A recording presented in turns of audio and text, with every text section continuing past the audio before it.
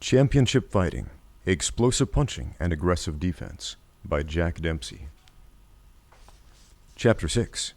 You're the KO Kid. To protect yourself with your fists, you must become a knockout puncher. And you may do that within 3 months, if you're a normal chap, anywhere between 12 and 30. By normal, I mean healthy and sound, neither ailing nor crippled. You should be able to knock out a fellow of approximately your own weight with either fist, if you follow my instructions exactly and practice them diligently. And in 6 months or a year, you may be able to knock out fellows a lot bigger and heavier than you are. You've got the weight and the machinery. In fact, you're the KO Kid. And just as soon as you savvy the knockout punch, I'll take you along through the other departments of fighting. When you finish these instructions, you will know exactly how to be a well-rounded scrapper. You will be able to use your fists so destructively and practically that, with experience, you'll be able to move into amateur or even professional competition if you so desire. Should you go into competition, you will have a big advantage in all-round fighting knowledge over most boys who came up during the past quarter century. Remember this: you don't have to be an athlete to learn how to use your fists. And it doesn't matter whether you're tall or short, fat or skinny, timid or brave. Regardless of your size, shape, or courage, you already have the weapons with which to protect yourself. I repeat, all you have to do is learn to use them correctly. It's true that nearly every guy can fight a little bit naturally, without having anyone show him the right way.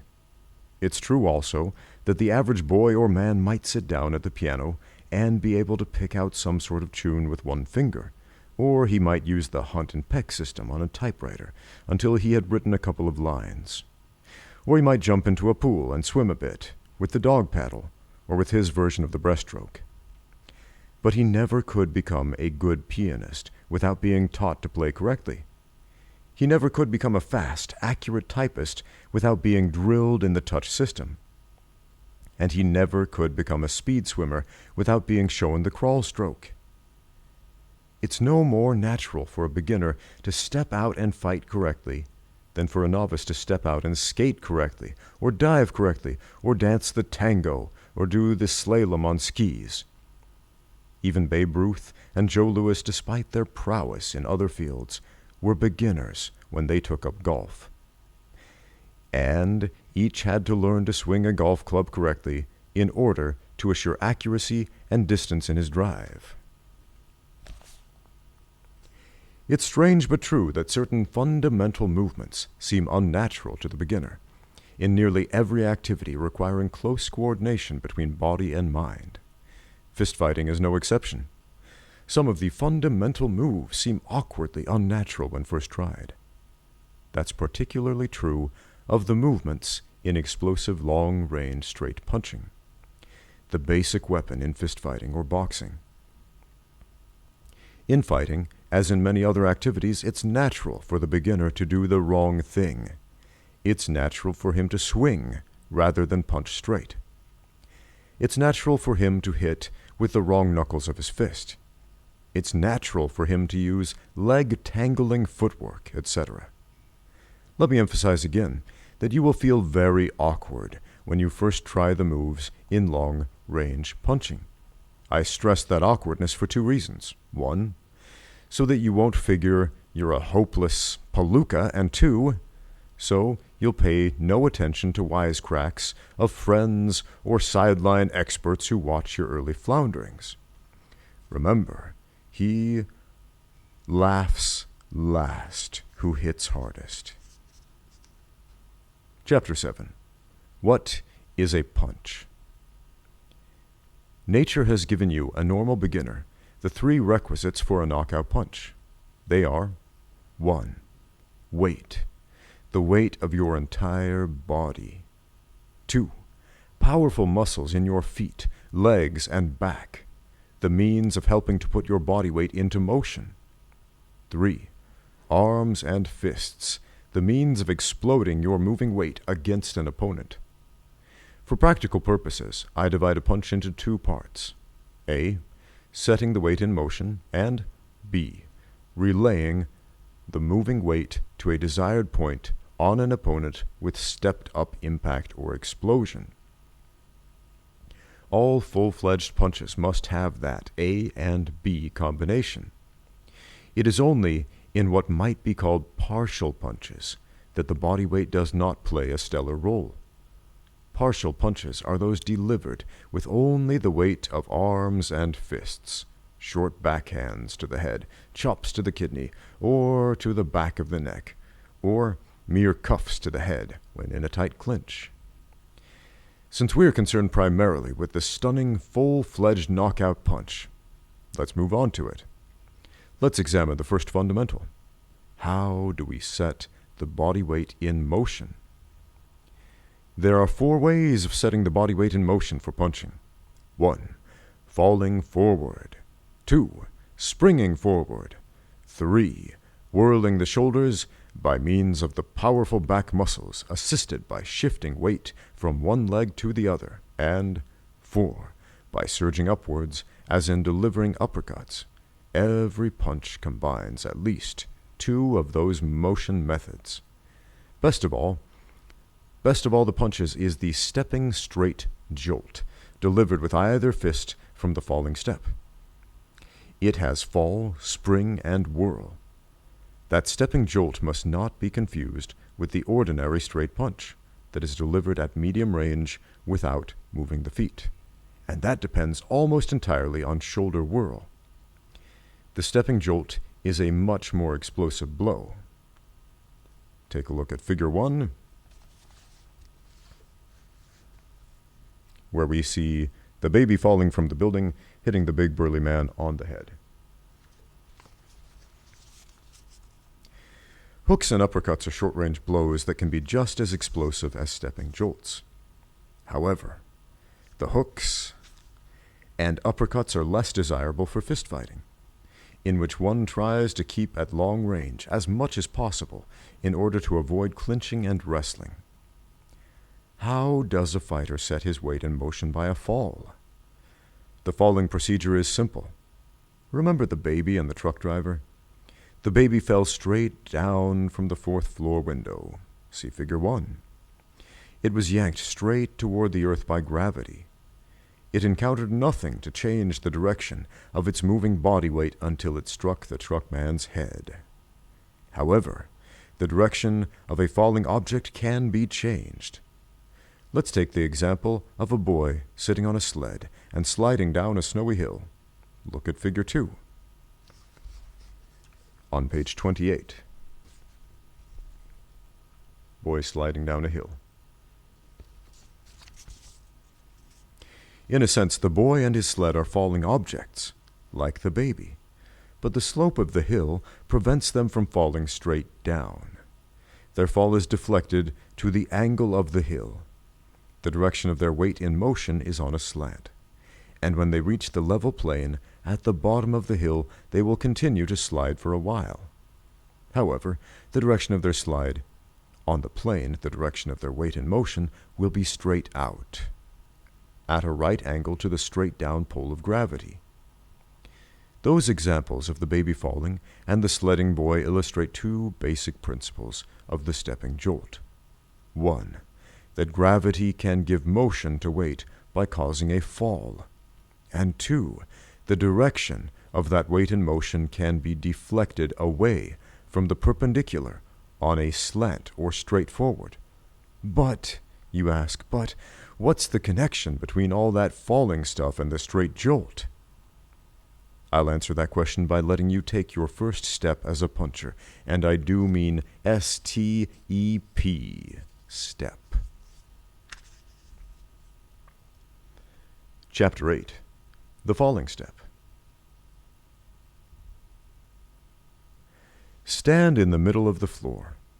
Point your left foot at any distance in the room.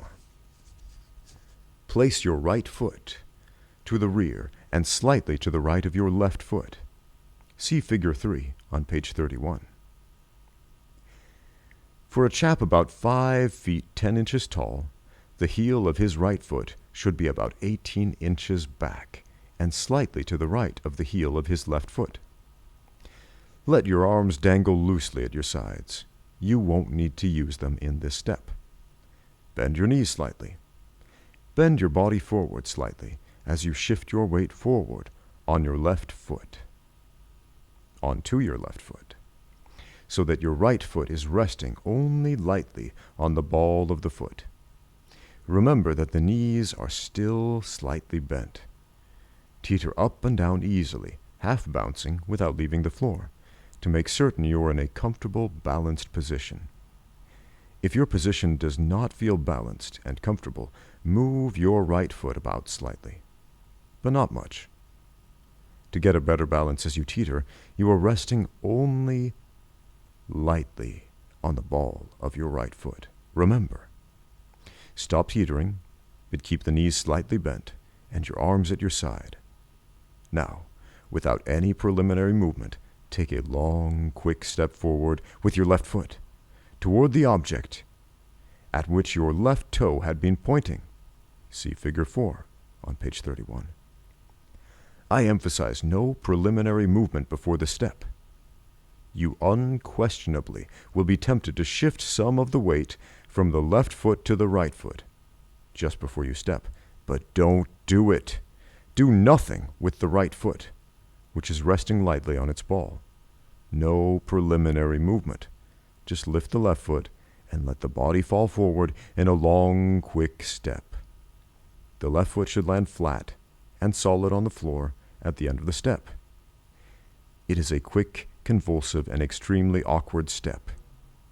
Yes, it's one of the most important steps of your fistic life, for that falling forward lurch is the rough diamond out of which will be ground the beautiful straight knockout jolt. It's the gem movement of straight punching. Try that falling step many times.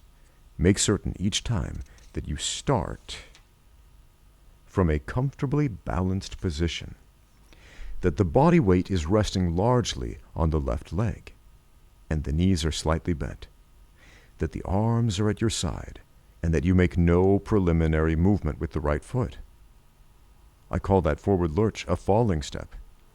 Actually, every step in walking involves a small fall. Walking is a series of falls. But in this particular step, the fall is exaggerated for two reasons. One, your weight is well forward when you step off. And two, the step is so long that it gives gravity a chance to impart unusual momentum to your body weight. The solidity with which your left foot landed upon the floor was caused by your momentum. The late Joe Gans rarely missed with a long, straight punch, but when he did, you could hear for half a block the smack of his left sole on the canvas. Although the weight of your body was resting largely upon your left foot when you stepped off, you didn't fall to the floor. Why? Because the alert ball of your right foot came to the rescue frantically and gave your body a forward spring in a desperate attempt to keep your body balanced upright. To maintain its equilibrium, your rescuing right foot acted not only as did the slope of the hill for the sledding boy, but also as a springboard in the side of the hill might have functioned had the sledding boy whizzed onto a springboard on the side of the hill. The left foot serves as a trigger to spring the right foot. So the falling step sometimes is called the trigger step. I warned, don't make a preliminary movement before stepping off. Had you followed your natural inclination and shifted your weight to the right foot before stepping, that action would have started your body weight moving backward, away from the direction in which you intended to step.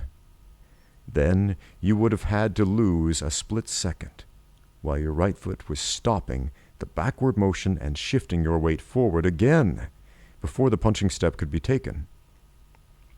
Learn now, and always remember that in fighting you cannot afford to give your body the luxury of a useless preliminary or preparatory movement before shooting a punch.